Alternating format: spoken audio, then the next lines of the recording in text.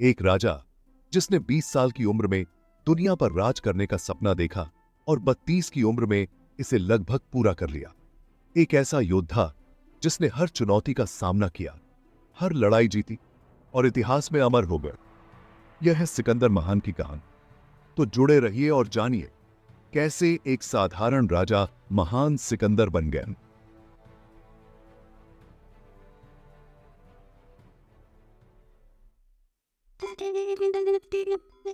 नमस्ते दोस्तों, curiosity corner में आपका स्वागत है। आज हम बात करेंगे इतिहास के सबसे साहसी और महत्वाकांक्षी योद्धाओं में से एक, सिकंदर महान की। एक ऐसा व्यक्ति जिसने न केवल तलवार की ताकत से बल्कि अपने दूरदर्शी नेतृत्व से इतिहास रच दिया। सिकंदर का जीवन एक ऐसी गाथा है जिसमें हमें साहस, शक्ति और अंततः पतन की कहानी देखने को मिलती है। तो आइए शुरू करते हैं इस अविश्वसनीय सफर को। सिकंदर का जन्म 20 जुलाई 356 ईसा पूर्व मकदूनिया के पेला शहर में हुआ। उनके पिता थे मकदूनिया के राजा फिलिप द्वितीय और माता ओलंपियास। बचपन से ही सिकंदर में एक अद्वितीय गुण देखा जाता था। उनकी मां उन्हें एक दिव्य शक्ति मानती थी और यह विश्वास सिकंदर के व्यक्तित्व में भी परिलक्षित हुआ। सिकंदर की शिक्षा में उनके शिक्षक अरस्तु की बहुत बड़ी भूमिका रही। अरस्तु ने सिकंदर को राजनीति, युद्ध कला, दर्शन और विज्ञान में शिक्षित किया। इस शिक्षा ने सिकंदर को एक कुशल योद्धा और एक महान नेता के रूप में तैयार किया। उनकी सोच हमेशा परंपराओं से अलग और आगे की थी। सिकंदर की जिंदगी में सबसे बड़ा मोड़ तब आया जब उनके पिता राजा फिलिप द्वितीय की हत्या कर दी गई। उस समय सिकंदर की उम्र केवल 20 साल थी। यह एक बड़ा झटका था, लेकिन सिकंदर ने इसे अपनी जिम्मेदारी के रूप में लिया। उन्होंने मकदूनिया की गद्दी संभाल ली और तुरंत अपने दुश्मनों को कुचलने के लिए तैयार हो गए। राजा बनते ही सिकंदर ने ग्रीक शहर राज्यों पर नियंत्रण स्थापित करना शुरू किया, जो उनके पिता की मृत्यु के बाद विद्रोह करने लगे थे।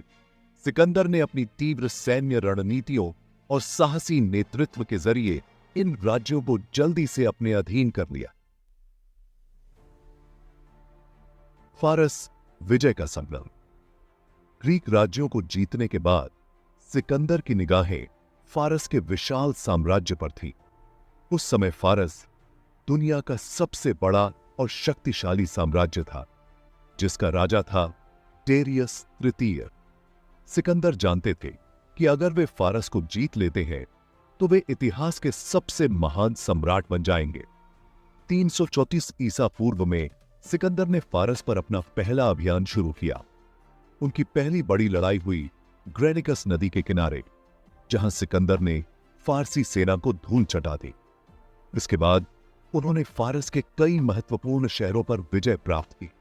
इस यात्रा का सबसे बड़ा मोड़ आया जब सिकंदर ने इस्सस की लड़ाई में डेरियस तृतीय की सेना को करारी शिकस्त दी।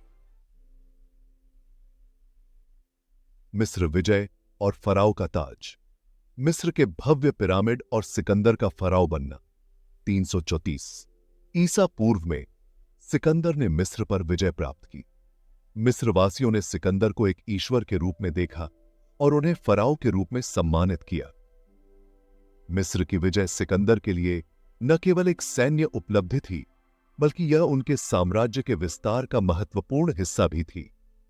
मिस्र में सिकंदर ने अलेक्जेंड्रिया नामक एक महान शहर की स्थापना की, जो बाद में ज्ञान और विज्ञान का केंद्र बना। आज भी अलेक्जेंड्रिया एक महत्वपूर्ण सांस्कृतिक और ऐतिहासिक शहर के रूप में जाना जाता है। गोगामेला की निर्णायक लड़ाई। गोगामेला की लड़ाई का रोमांचक दृश्य। इसके बाद सिकंदर ने फारस के दिल में प्रवेश किया और वहां गोगामेला नामक स्थान पर डेरियस तृतीय के साथ अंतिम और निर्णायक लड़ाई लड़ी। गोगामेला की लड़ाई सिकंदर की सैन्य रणनीति का सबसे उत्कृष्ट उदाहरण थी।